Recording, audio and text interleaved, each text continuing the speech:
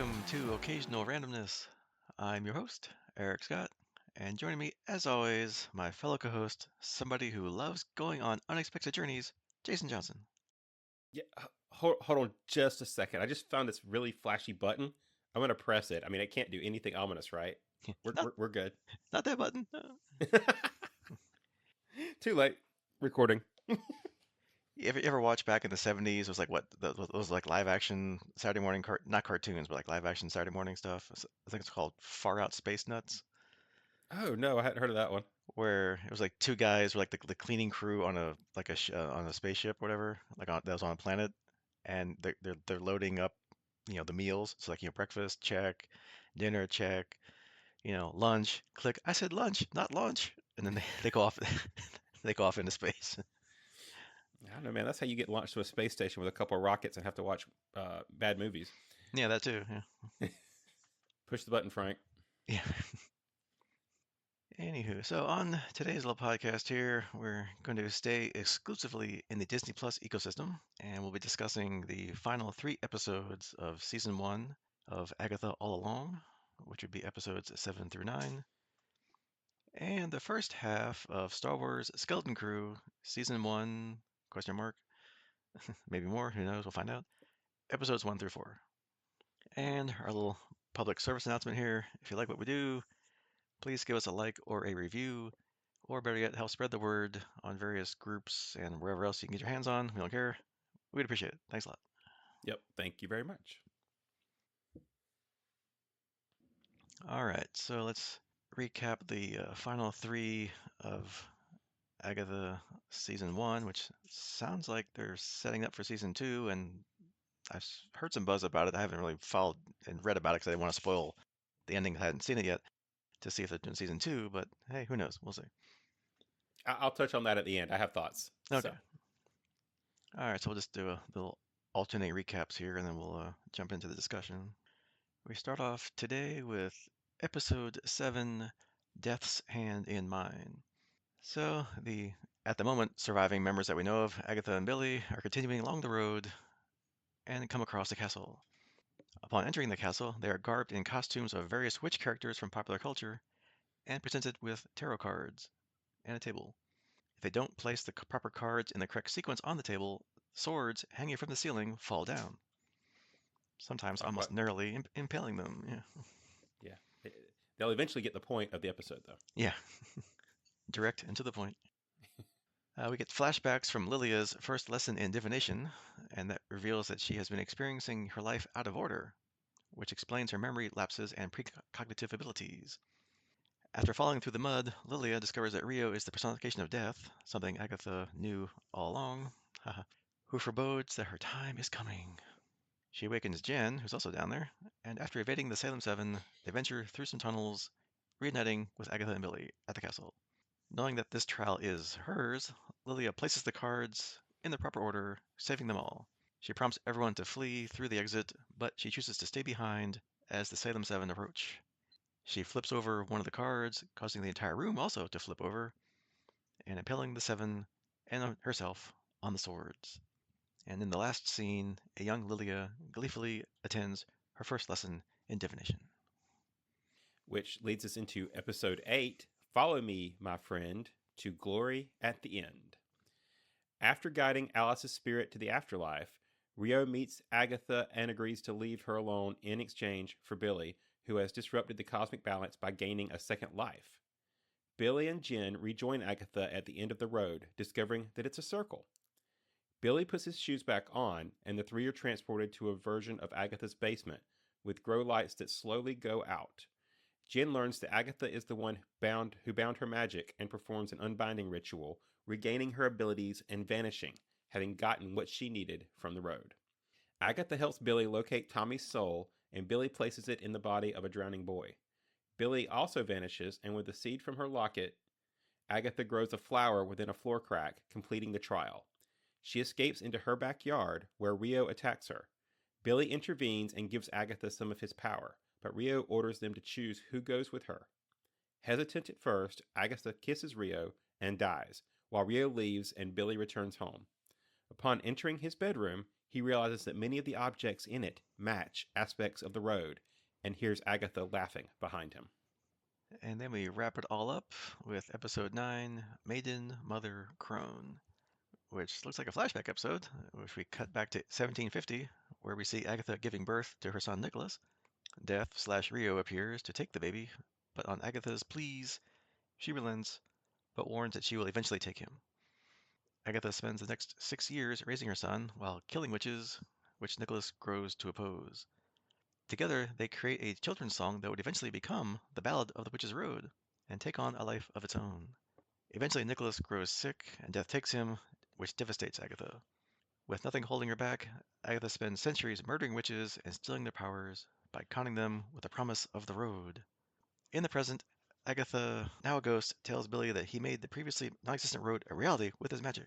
Billy blames himself for the deaths of Lilia, Alice, and Sharon, but Agatha retorts that she was already planning to kill them anyway, and that Jen's still alive, so hey, he spared a life after all. Billy returns to Westview and tries to banish Agatha, but she resists, afraid of having to face Nicholas in the afterlife. Billy relents and allows Agatha to guide him. After sealing the entrance to the road and recording the names of the fallen, Billy and Agatha set out to find Tommy. The end? Question mark. Dun, dun, dun. All right, so there we go. The end of season 1 of Agatha, with it seems like a direct backdoor ending into season 2, possibly. The quest for Tommy. So overall, what do you think of the series? I know you didn't really care much for the characters, as we've talked about before, but what about the general storyline or anything else you want to bring up? Yeah, I have to admit, I did really like the twist with the road, that the road was completely Billy's creation and not something that existed before other than, in story. I'm sure that as we dive deeper through our discussions here, but I'll be briefly say I was, I'm not a fan of the villain redemption trend that Disney has going on, and I kind of felt that, they really, I guess they oversimplified Agatha giving herself up to death. In my opinion, like it seemed like an easy resolution that somebody like Agatha would have fought more against. But I think that's an overall problem, as we've kind of talked about in some of these recaps with the 8 episode story shows that has become the trend now with these shorter, just 8 episode seasons. They have to rush the resolution so much, and I would have liked to have seen maybe some of the other episodes get trimmed a little bit so they could spend some more time at the end. But that's usually my feeling of a lot of these shows. Yeah, or even like push it out to maybe 10. Maybe, eight's sometimes too little, nine. This was nine, but still seemed like it was still, they jammed a whole bunch into that second to last episode. Yeah, I'll say 12 is, kind of out of the realm now. That's just not a thing for most places, but yeah. but see, I missed that. I think the 12 was like perfect because yeah, you could afford a couple of burner artistic episodes in there and still have plenty of time to not feel like, oh, we've got to like, we literally have like 40 minutes to slam the entire conclusion into, you know. Because like every episode has to be like a major episode. It has to focus on major plots, move things along because you only got so much time. Whereas, like sometimes like the Star Trek stuff, it's maybe like 15 episodes. You have time to have like, a character-centered episode that's not a main character necessarily, or that doesn't drive up a plot, overall arcing season plot. It's just a fun story to have, which they can't really do anymore with these kinds of shows. Yeah, exactly. And then I guess for me overall, I like most of it. Um, the ending though was kind of a little unsatisfying for me. Like a lot of things like they didn't have time to explain or just didn't need or didn't think they had to explain. Like I still have no idea why Agatha was killing witches and draining their power. I guess to get more power. Obviously not for immortality, as they're all living for hundreds of years now, so that's not the problem. And if Agatha's just draining other witches' powers, then why aren't other witches doing that too? Like, why is it just Agatha? Like, did she figure something out that no one else has figured out before? Over 1,000 years of witches? I don't, whatever.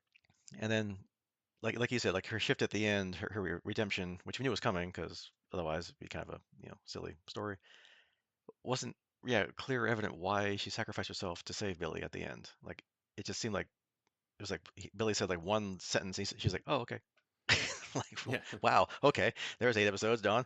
Yeah, and then they don't really flesh out the backstory on Agatha and Rio either, like how they meet, how long were they together, did they have agreements or whatever going on. I don't know, but other than those little minor things, It was good. Yeah, not great, but it was good. Yeah, I'll agree with that overall.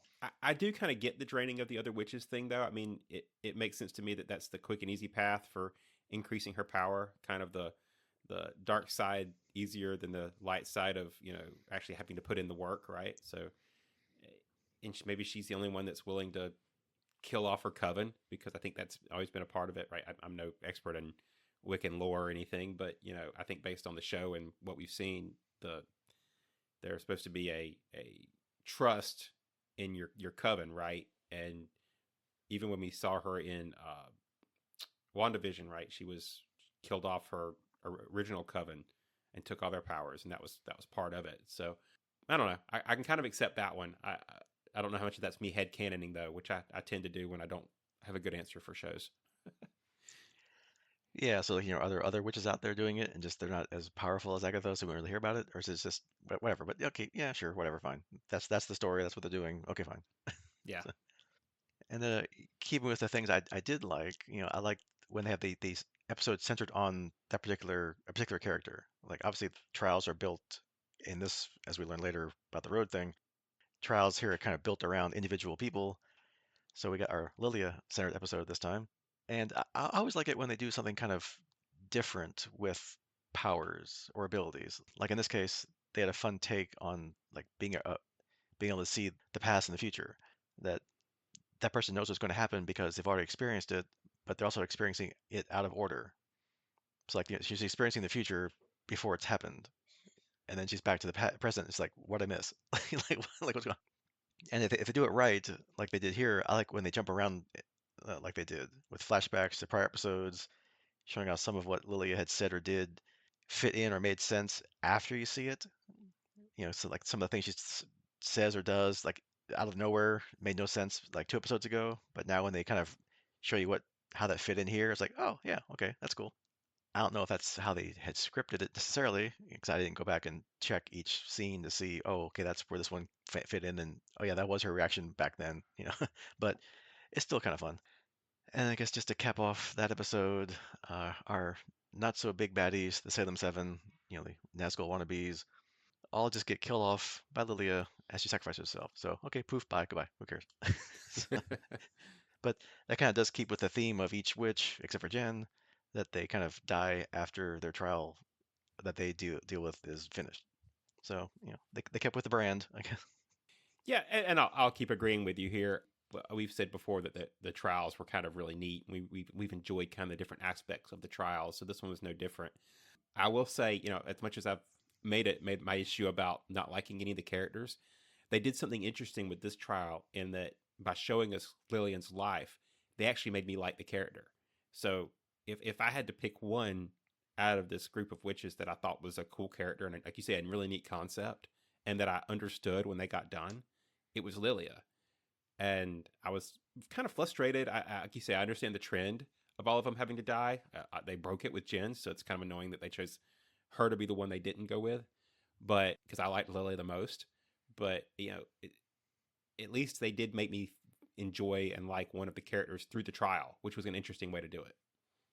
Yeah, because kind of when she was starting out, it's like, okay, this is the one that can see the future. Okay, yeah, whatever. It's been done And, before, whatever. But and she was a ditzy, annoying character, right? I mean, yeah, so you're just kind of rolling your eyes at the things she says, and you wrote her off as not being powerful or necessary, and they showed no, here's what she actually did.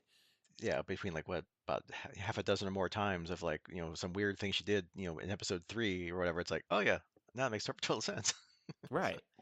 at the time, you're like, okay, she's just one of those like baddie characters, ooh, whatever, But yeah, it made perfect sense when they show you how it really works.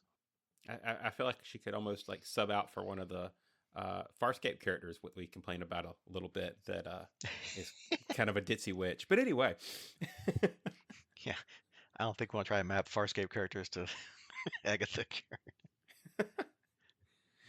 obviously But Crichton is Agatha. No, go ahead. yeah, right. Anyway. And Rigel's green, so he's sharing. No, no, that doesn't work. Anyway. All right, then we have our kind of what seems like the ending almost in the next to last episode, where they kind of wrap everything up, except I guess the final stuff we'll talk about here in a minute. But we pretty much wrap up everything in this next to last episode. Jen gets her powers back after realizing that Agatha had bound her and took them away 100 years ago. I guess because she didn't want to kill her and take her power for some reason.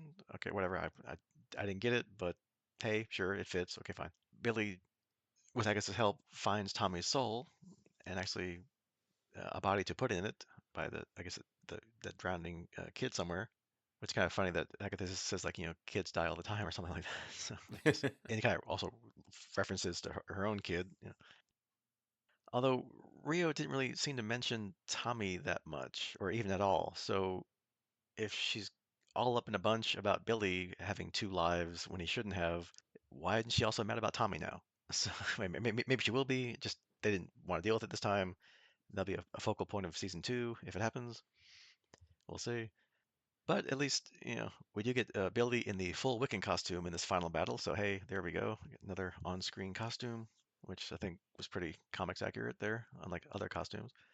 And in this one, Agatha solves the final trial and later dies. So again, hey, that tracks again, except again for Jen living through her trial. But so Yeah, which they're almost consistent. They're 99% consistent. and that almost consistent actually gives me hope for my hope that they're going to bring Jen back in a relationship with Ghost Rider somewhere, right? Because she's Jen Kale, but we'll see if that actually comes to pass. But that's my hope, right? Is that she still lives and is out there for that reason. Yeah, I mean, you know, they tend to blow lots of money on these miniseries kind of things or series, whatever you want to call them. So, graphics are getting cheaper. So you could bring in Ghost Riders or various ones of them with, flaming skulls and flaming vehicles, bicycle, whether it's motorcycles or cars, whichever one you want to go with. So yeah, Hey, you never know. and they could always go with the Johnny Blaze post Ghost Rider curse or whatever, and not actually show the animation. Just give a motorcycle rider with a shotgun with hellfire or something. You could Hmm. you could play with it a little bit.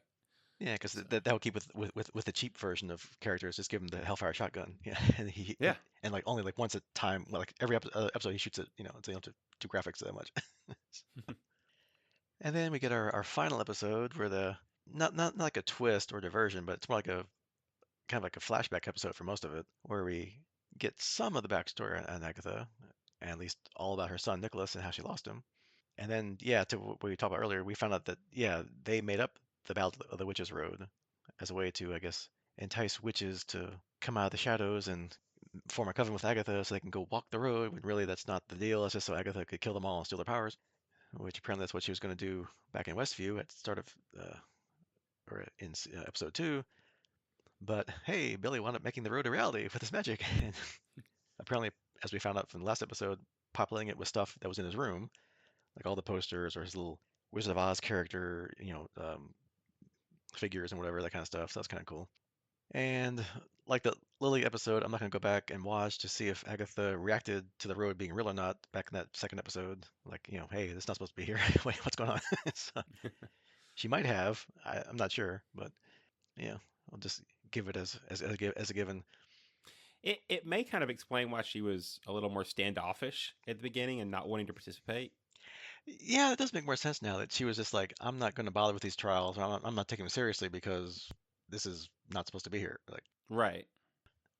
but then we kind of get a more comics accurate Agatha at the end because now she's a ghost and she has white hair. So now she's not as in her like 80s or 90s that Agatha in the comics is, but okay, at least now we're getting closer to the comics. So hey, fine, if you're the comic purist. And then at the end, she and Billy come to an understanding, and they set out to find out where Tommy is. So question mark for season two. Sounds like that's what they're leading for. My understanding, and this is all internet hearsay and stuff I've read at random places, so take it for what it's worth, is that I think their intention was to make a trilogy of shows. WandaVision, this one, and a planned third. Not necessarily that they're going to be like seasons of the same show. So like this isn't like WandaVision season 2 or anything like that. And I don't think the next one will be Agatha season 3 or season 2. But I think it's just like these three shows tell an overarching story. So I guess we'll see. Obviously, it depends on how well this does, who they can get lined up to do it, scheduling, all that kind of fun stuff. Yeah, wait and see. I guess I, I will say, kind of overall, just to give my feedback on the show, and I won't beat up the characters anymore. I've made that point, I think. but I think overall it just suffers from not having Wanda, right? I think, in my opinion, if they'd have been able to do this before she died and had her kind of come in towards the end and be part of it, or participate in some way, it would have helped the story. I feel like without the hero, this story just kind of didn't work as well as WandaVision did. Yeah, true. And yeah, I mean, I don't know what the Wanda actress's contract, Elizabeth Olsen's contract is. Like, is she done? Like, she done her, X number of agreed to things and it's over? Again, it's comics. Anything's possible. Anybody can come back from the dead at any moment. So, if they throw enough money at her, I'm sure she'll come back for, you know, season two. But and then you get, a big family reunion with her boys and her, and can always try to bring back Vision too. He's still his body's still there, right? Just not his real personality or whatever. But who knows? But I think that's another show that they're still rumored to still be out in development, is the Vision yeah, Quest, some kind of where Vision. Yeah, right. they're going to deal with him reabsorbing the memories that he got at the end of WandaVision. So But I wonder if they would take that, like how they did the comics with like the Vision family, like Viv Vision and like that kind of stuff, and go off that way versus bring Wanda in. If they can't, obviously she's not available or doesn't want to do it again. right. But who knows? Well, as always with these Marvel stuff, stay tuned. Stuff falls through all the time, and they have to come up with something else to fill the slot. So who knows?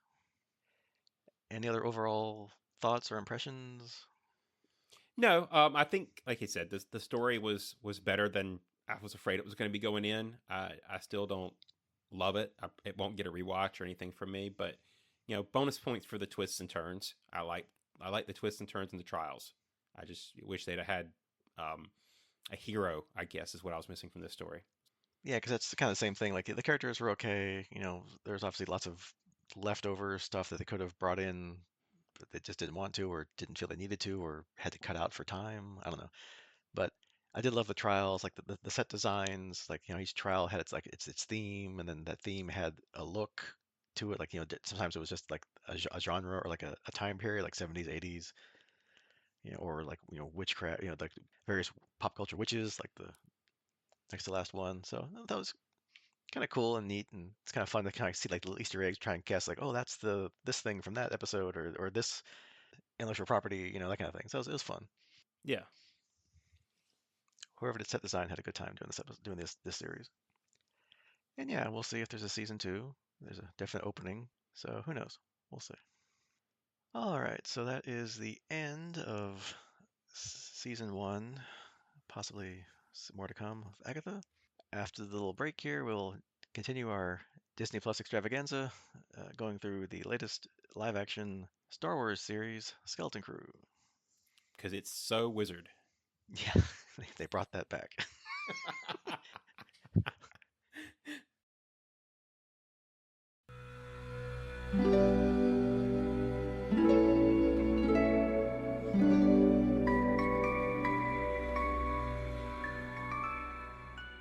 All right, so Skeleton Crew, season one. You want to start this one off since I started the first one off, the other one? Sure thing. So we'll jump out with, I guess we'll start with episode 1. Sure. Yeah, it's a good place to start. Yeah, Yeah, it'd be weird if we started with yeah, episode 2. What is this, Firefly? yeah, exactly right. Episode 1. This could be a real adventure. Somewhere in outer space, Captain Silvo leads a raid on a ship. When no currency can be found, his crew member Brutus incites a mutiny. Then we flash to a fairly modern planet of At Attin, where Wim and his friend Neil prefer to take aptitude exams to determine their future. Wim says that he wishes he were a Jedi, despite Neil saying that it would be impossible. Meanwhile, truant students Fern and KB spend most of their time riding a hoverbike around town. When Wim misses the bus, he takes his own bike but falls into a ditch where he discovers what he thinks is a Jedi temple. He is found by a droid who takes him to school, but is subsequently admonished by his workaholic father, Wendell, who tells him that he needs to make up the exam. Wim convinces Neil that the temple to visit the temple with him, with Fern, who's overheard his claim, and KB following as well. The group find a hatch and enter, only to learn that it's really a long unabandoned spaceship. Wim pushes a button that activates the ship, lifting them away. Wendell watches in horror as the ship takes his son and friends deep into space. Yes, you press the one button, the combination close all the hatches, prep everything, and launch into space button. Yeah, exactly. That's how you wire everything up, right? You just want one button that's gonna jump you out and to wherever. Yeah, it's all macros. You press one button, it does everything else. Which leads us, oddly enough, into episode 2, way out past the barrier. The kids meet the ship's pilot, an aging droid named SM-33, who does not realize that his captain is long dead. Fern convinces him that she is now the new captain, and he takes them to a nearby outpost, as At Attin is not on any map. The kids venture through the outpost and accidentally split up, of course, during which Wim uses his lunch money to buy food, only to learn that his currency is considered very valuable. When he tells the locals that he's from At Attin, everybody just laughs at him and tells him that At Attin is the name of a lost planet that holds a hidden treasure. A gang of pirates try to seize the kids by force to enslave them, as pirates do. SM-33 intervenes and tries to protect the children, but is quickly overwhelmed and gunned down. Curtis has the children thrown in the brig, and down there they meet Silvo, who introduces himself as Jod Na Nawud and reveals that he is a force sensitive and has some usable knowledge. Wim, though, believes him to be a Jedi and agrees to work together so they can escape. Jod offers to take the kids back to their ship as long as he gets to come with them. And then we pick up with episode 3, very interesting as an astrogation problem. On At Attin, Wendell, Farah, Neil's mother, Numa, and KB's parents, Mary and Gary, are told by a security droid that due to the kids going past the barrier, it is out of the jurisdiction of the droids. Jod helps the kids, we've jumped to the ship here, escape the brig, but they refuse to leave without SM-33, forcing him to go back and rescue him as Brender Pranick identifies Jod as Silvo. They outwit the pirates and flee.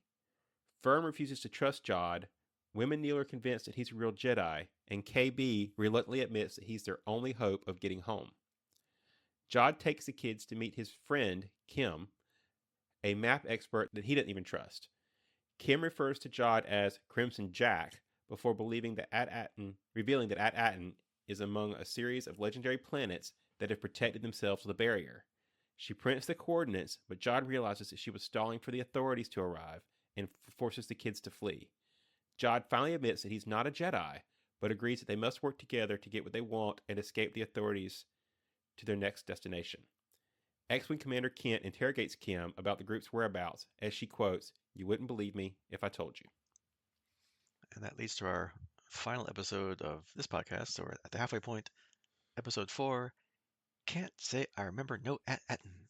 The crew uses Kim's coordinates to arrive at what they believe to be At Attin.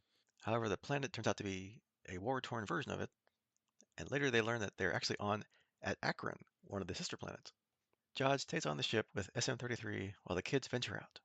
They run into soldiers who identify themselves as Troiks, who have been at war with the Hattons, who have stolen their Eopies, which are like little animal things that look kind of like the Gungan creatures that they used to ride. But anyway, Neil befriends a young girl soldier named Haina, whose father, General Strix, insists that the children be treated like adults. Neil does not take very well to the violent lifestyle, preferring a more humane approach. The kids are told that they have to aid the Troiks in getting their Eopies back, but Jod and SM-33 buy them back instead from the Hattons. As a reward, they are directed to the Fallen Sanctum, which oddly enough resembles the Supervisor's Tower on At Attin. The crew find that it contains the coordinates to other similar planets, but At Attin's coordinates have been scratched off. SM-33 reveals that he was the one that scratched them off, but his memory had been wiped. So, in good logic, Fern orders him to remember, and he does, and reveals that At Attin is where the former captain hid his treasure. But then suddenly, SM-33 attacks the group as part of an order from the previous captain. Jod turns him off, and Neil faints after helping save his friends. Alright, so we're halfway through the season. So, overall, high level, kind of, what have you thought about it so far? Any high points, low points? You have any favorite characters yet? Unlike Agatha. Yeah, so you're going to get a totally different response from me on this one. We're really enjoying this. I've been watching it. We're watching each episode as they come out with the whole family. My 8-year-old watches it with me, which is one of the things I enjoy about this one. It seems to be pretty geared towards the kids, right? It's not just. I mean, I like Dandor, but it's not really a kids show, right? Yeah, right. This one's kind of all family enjoyable. And I think I give them a lot of credit for, and I'll dive into this as we keep going. But a good job of the kids being kids. They're not just smaller, fully competent adults. They're kids and they act like kids. And while the show takes some liberties, being a Star Wars show with some of the things you're like, okay, no kid's gonna be allowed in that environment, or that's not how maybe the environment would react to the kids. I feel like the kids still act like kids, and that's kind of cool. Yeah, because they aren't like running around with blasters like shooting people and things like that, because that's not what kids do, right? So yeah, they're not like making them like little mini adults, like you're saying, running around. But yeah, overall, yeah, I've agree with you. I've liked it so far. All the Star Wars Disney Plus series have been very good, except maybe parts of the Book of Boba Fett being the exception, which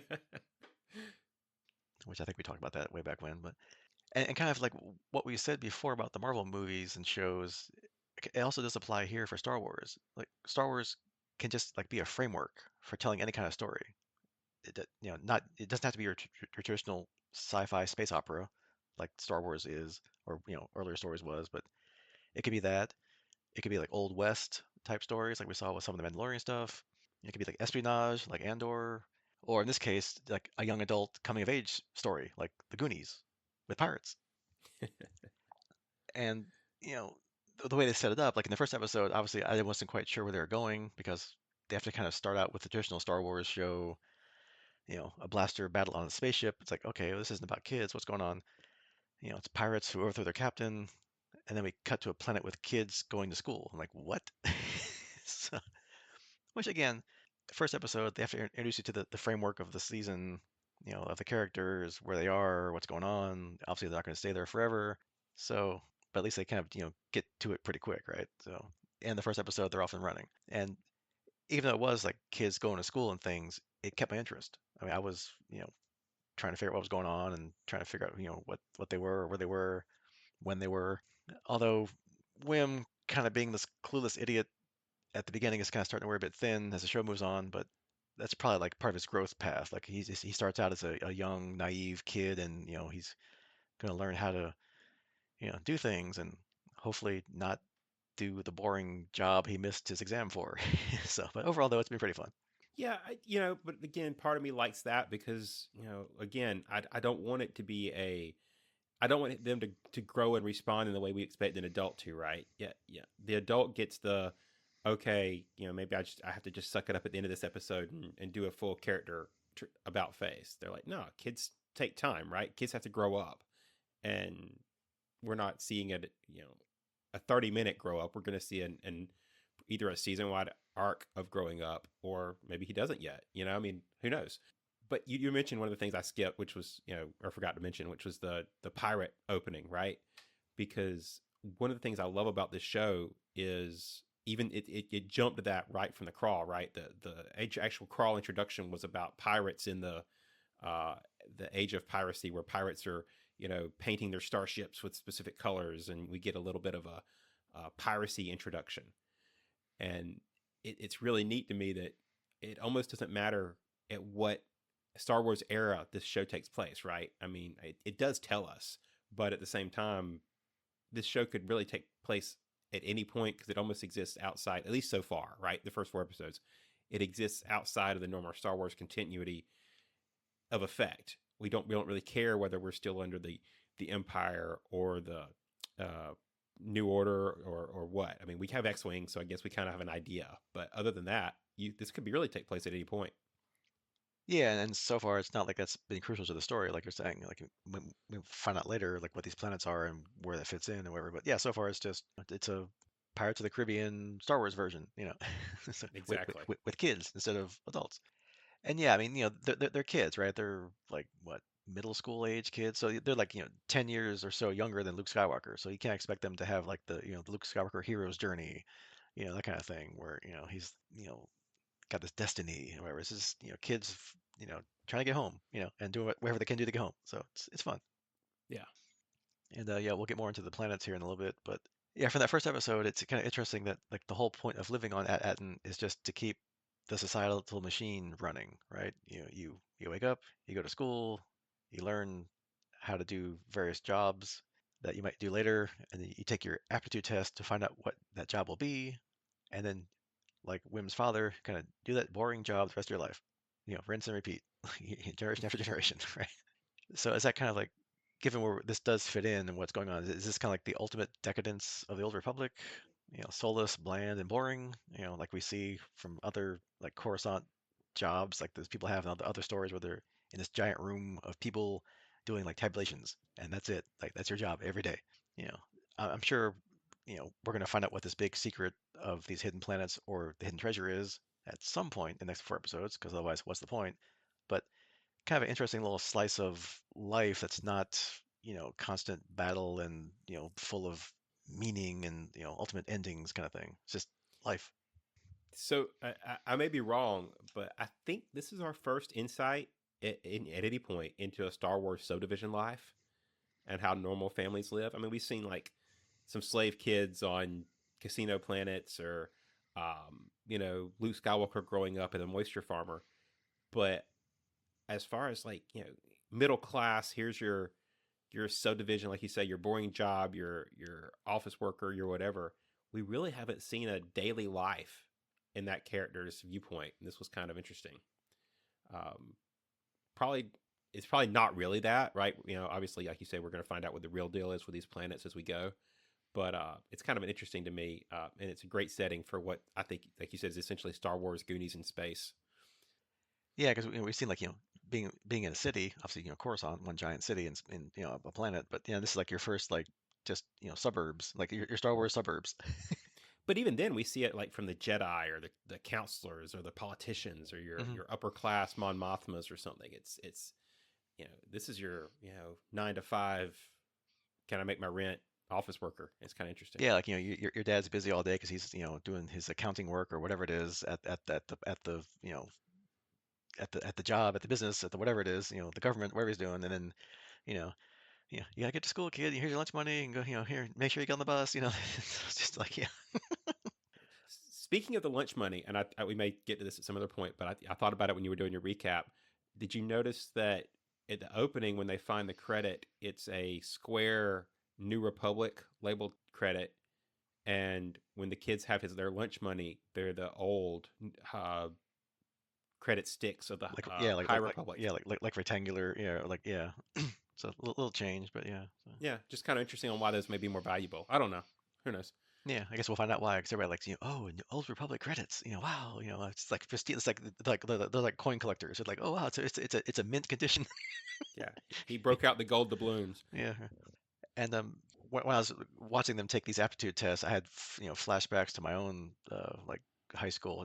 Did you have the same kind of like aptitude test back in school, I mean, back in your day? Like when you're deciding what to do after you graduated, like these tests that ask you all these weird questions, like if you like working with your hands, you should be an auto mechanic. Or, if you like being outside, park ranger is a great job for you. Those kind of stupid things. Funny enough, absolutely. Um, I remember I took it in high school, and I laughed because they told me they recommended I was going to go into poultry management. And at that point, I was already working in IT after in my outside of the school job and stuff. And I'm like, I'm definitely not going into that. I don't know what you're talking about. Like, I'd already made my career choice in high school, and it was hilarious that they're like, no, no, poultry management, go raise chickens. I'm like, no, no. Yeah, because I was, at that point, I had like my first home computer, Commodore 64, shout out back in the day. And I was already doing like bulletin board systems, the forerunner to the internet back then. And I was into, all that kind of stuff. So I was already into like some kind of technical IT thing. And I think most of my hits were like some kind, all the various engineerings, mechanical or electrical or whatever. But other odd things like, mall manager, things like that. I'm like, what? Like, how did you get that from the questions you asked me? But whatever, fine. But yeah, that's all I picture these guys of like, you should be a janitor. I was like, what? Except for it's not you should be, it's you will be, Yeah, it's which like is this even is what you're gonna worse. do, and it's like wherever you test out as, that's your job, whether you like it or not. So they're all upset, and they're all trying to make sure they get the right quote unquote questions done on the exam. So it's kind of funny. And that's what I think is interesting about this is because it's not even high school. It's just like you said, they're middle school age kids. Hmm. So it's like, okay, you're in middle school. Yep, here's what you're doing for the rest of your life. It's like, whoa. Yeah, so like, what's high school like? Is it just like, okay, so you're going to be an accountant like your dad, so now your high school is just accounting, like how to replace your dad, like. And keeping with the pirate theme here, in the ship that they find, we meet the ship's droid, SM-33, who talks just like a pirate, and complete with a peg leg and one eye, although no eye patch because it's Star Wars, and his eye socket's open, and of course, inside his little brain pan there somewhere is a cute little creature that lives there. Okay, fine. It's cute. It's funny. And again, keeping with the pirate tradition, Fern bluffs the droid and says that she killed the last captain, so that makes her captain, right? And apparently that's correct pirate lore because SM-33 is like, okay, great, you're the captain. So, but he has no way to get them back home as he ain't never heard of no At Attin. Well, specifically, he can't say that he's ever heard of an no At Attin, This is true. which I So think is a great it's wordplay. logically correct, yes. Yeah, and so when they did the reveal of that, I was like, nice, that was well done. The other one, I don't know if you caught it. I definitely didn't catch it at first. I had to do some watching on this because again we've watched it several times now at this point. But SM-33, if you write it out, is Smee, as in first mate of Captain Hook, Mr. Smee. So Okay. Yeah. No, I didn't catch that because I haven't probably done Peter Pan or read the books in like forever. So yeah. yeah, benefit of younger kids here. I was like, Yeah. oh, Smee, gotcha. That's pretty good. So good droid name there, SM-33. And of course, he talks like a pirate. So yeah, that's just hilarious to me. Aye. I'm like, why would you? Okay, fine, whatever. It's funny. Go with it. I don't care. You know, droids and Star Wars are fun and eccentric, and here we go. So that's what you get. And then we cut into all the fun things that happen in young adult shows that make no sense, but like you said, you just go with it. Like you said, kids wandering around all by themselves on a pirate station, and no one seems to care whatsoever. Except for the one lady. Yeah, except one person's like, oh my God, kids. But hey, pirates have families too, right? Uh, Not these. yeah, not some of these guys. And then Wim starts tossing around his lunch money of pristine Old Republic credits, and everybody's like, "Hey!" So- and of course, because it's pirate stuff, you get thrown into a brig, and they meet what Wim thinks is a Jedi, who offers to let them escape, but they have to take him with him. And they're like, "Well, how come you couldn't escape before?" It's like, I got no ship. Where would I escape to? It's a good point. Yep. Yep. Makes sense. So far that we've seen so far, what do you think about Jod slash Silvo, as we find out later? That's the same guy. Crimson Is Jack. Yeah. yeah. Is he a failed Padawan? Probably not, because he probably would have been killed by Anakin.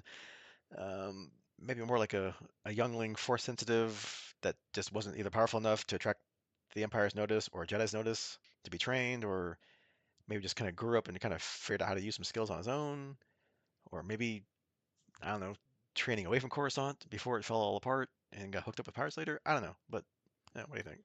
Yeah. There obviously has to be more to him than what we see, right? No, I'm gonna go with the a force sensitive that just never got picked up. Either maybe we don't really know his age, but maybe he either escaped the notice or came about right after the fall of the Jedi and didn't get tested.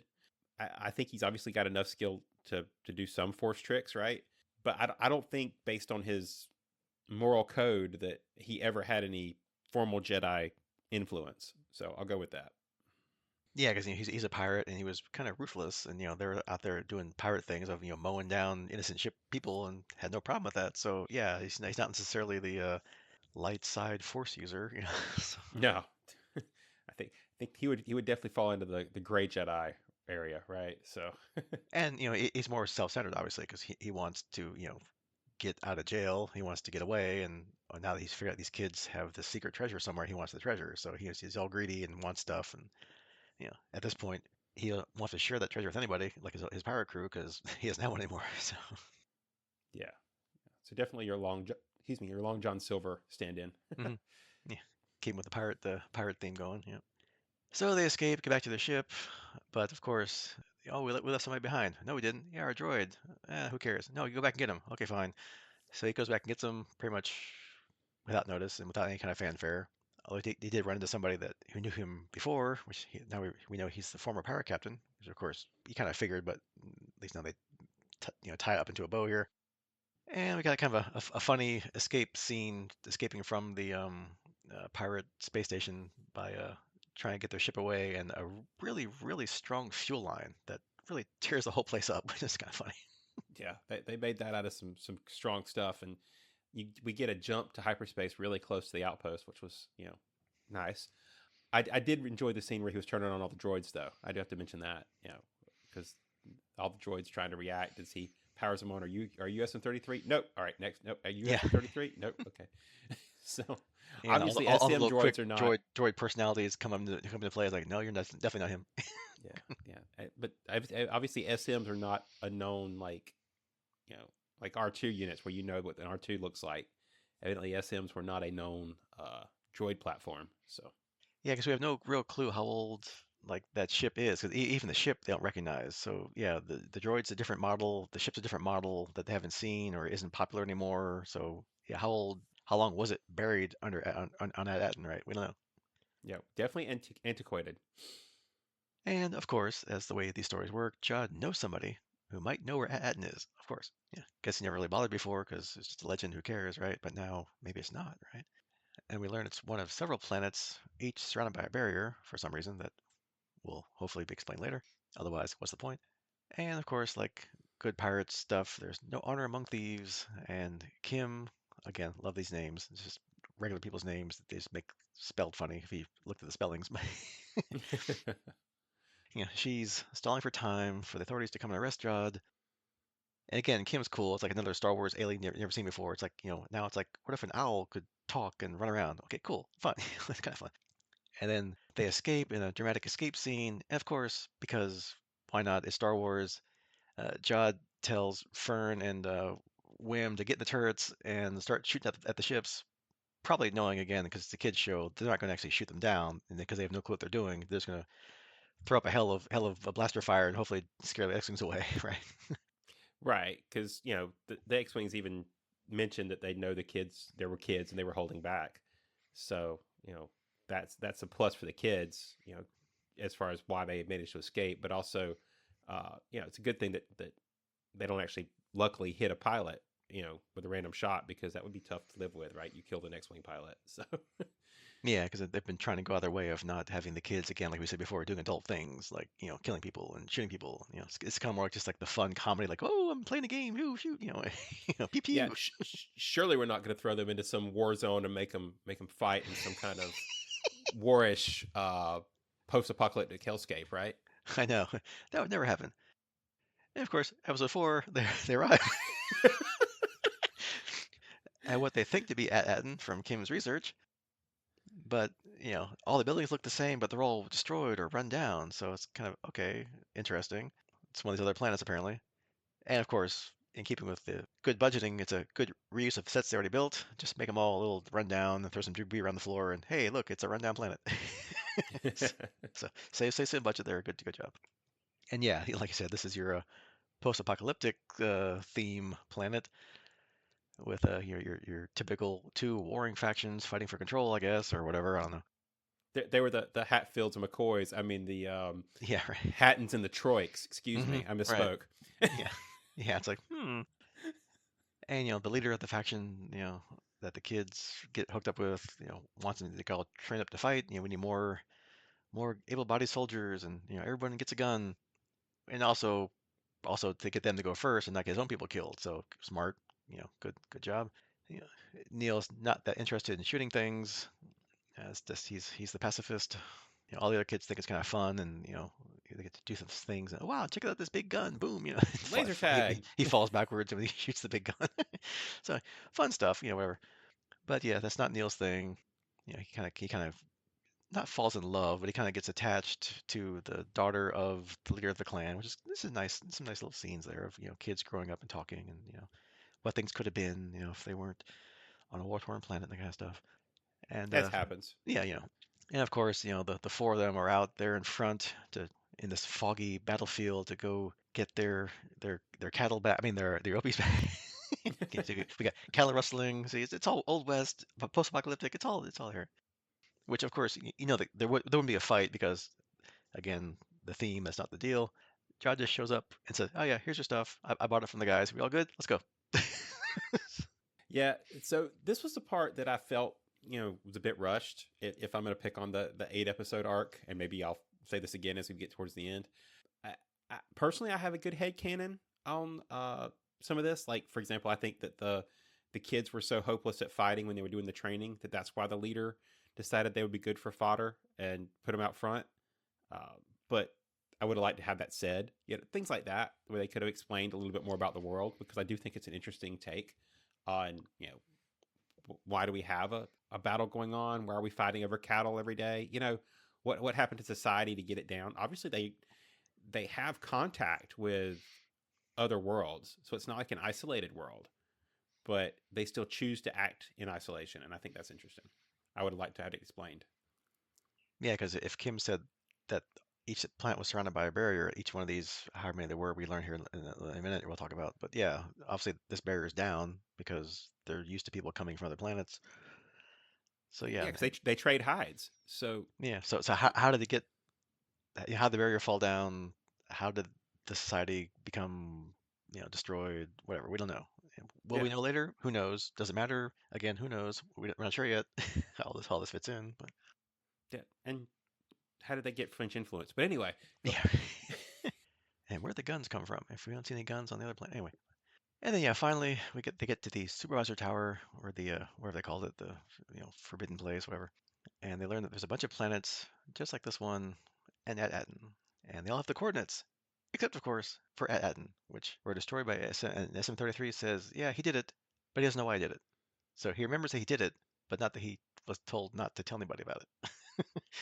And of course, Fern in awesome kid logic says, well, just tell, I order you to remember why. Okay. And he does, because why not? Which we did see her do with her own Yeah. droid in the So first episode, so it was a nice callback. yeah. So it's nice that kid logic. I did it to my droid, therefore I can do it to this droid. And his old captain ordered him to wipe out the coordinates and forget about it because he hid a treasure on Attin, supposedly. And then the next order goes off, and SM-33 tries to kill them all to keep that secret. Before, of course, Jodge rushes to the rescue and turns them off. So at least we get more details on what's going on. Obviously, the biggest question here is what do we think this treasure really is? So it's not the ship because no one seems to care about it. So did the captain bury something on At Attin or hide something there, or is it something that was already on At Attin? Not really sure yet. But kind of does go along with the theme of all these planets being like hidden away behind energy barriers. Is it like not visible? Like, Attack of the Clones, where like Kamino was just not there. Like they hid it from the records, right? Something like that. All these planets, or at least these two anyway, seem to have the exact same buildings and the exact same places and the exact same purposes. So like what we have like cloned planets now? Haha. Yeah, I mean, my understanding is that all those special planets that the Kim, the owl person, had on their map are identical, and so because they just ended it up at Akron instead of at Attin, they just have to find the one, the destroyed coordinates for at Attin. I think that, to answer your question about is it something that he took there, I think it's what he was looking for. I think the captain. I think that the planet itself is going to be the treasure, but we don't know why. What was special about these jewel planets, right? That were set up. So that'll, I think, be the big mystery that we have to figure out some point in the next 4 episodes, is what made these planets special with their barriers and stuff already. What's the treasure of the subdivision, right? Um, Yeah, which is that really like the treasure? Is the treasure the planet itself? Like it's a nice, calm place away from all the insanity of Clone Wars and Republic senators and corruption and all kind of stuff? Is it just like this? Is the planet itself the treasure of just yeah, being maybe, normal? well, or maybe it was a societal backup, right? So if we know we're going into the Clone Wars and we're dealing with all this possible destruction and death, would you create a place where society's backed up, so that if everybody else got wiped out, there's still a residual copy of society to rebuild? Yeah, because you kind of see that's where it's kind of going, right? That if the more you think about it, it's not going to be like, oh, this planet is like, the old Republic treasury, and there's, a quadrillion, New Republic credits lurking in, somewhere. It's got to be just like a an abstract kind of treasure, like, where a place where people can be loved and grow up with a family, that kind of stuff. And have your job dictated anyway? Yeah, No. right. And do the same boring job every day for the rest of your life. So maybe it's a torture camp. No. So here's where I'm going to throw out my one. Maybe I'll be proven wrong, because we are still early, only halfway through. But here's my problem with the whole setup at this point, right? We've got all the coordinates in this tower are there except for the ones for At Attin. The droid destroyed them on the previous visit, right? So if all the planets are the same and all of them have this tower, why don't we just pick another one, go to it, and get the coordinates for At Attin there because the droid didn't destroy them there that we know of, right? that we know of. Yeah. Maybe that's the case. Maybe they went to all the others and destroyed them. It just seems, I don't know. We skipped over that logic part, right? Like let's rule out some other planets, but it's like, oh nope, we're lost because we don't have the directions. Yeah, or we'll do was it KB with the cyborg visor thing? Maybe she'll like look at all the coordinates and be like, oh, well, if you map them out, it's like, okay, well, it's this pattern and it should be here, right? So who knows, Yeah, right? I guess we'll figure out when we pick up next time. Yep. So yeah, so anything else to talk about this first half? I've liked it so far. It's like we said before, it's kept my interest. It's fun. It's not your deathly serious Star Wars. It's not part of the overarching puzzle piece of how does this fit in with what we've seen before. It's just kind of its own little thing and about a bunch of kids just doing kid things and in a Star Wars way. So it's fun. I, I'll say that for what they're going for here, I think they're very successful. I think at this point, I've seen it with my kids 3 times each episode of these 4 episodes, and I know that my youngest has watched it by himself at least twice without me. So I mean, it's definitely appealing to the younger audience, which I think is something they were after to get Star Wars out there, right? So Yeah, it's a way to grab the next generation of fans and hopefully Disney Plus subscribers in the future. exactly, gotta keep us coming back for something. Got to join the Disney money train, got to jump on there. That's the real treasure. The Disney profits, that's what it is. Yeah, Well, they did just increase my subscription, so yep. yeah, that tracks. Yeah. All right, so yeah, so on the next podcast, as you know from listening to other podcasts, we do a Farscape and something else usually. So we'll be back to that pattern next time. We'll do the next Farscape episode in our ongoing series of Farscape, which will be, if you don't remember, season 4, episode 11, Unrealized Reality. We won't bother to repeat our guesses on what that title might mean. Did that in the last podcast, so feel free to go back and listen to that if you forgot. And we will wrap up Skeleton Crew season 1 by the time we do the next episode. The remaining episodes will be out for Skeleton Crew, which again is only 8 episodes.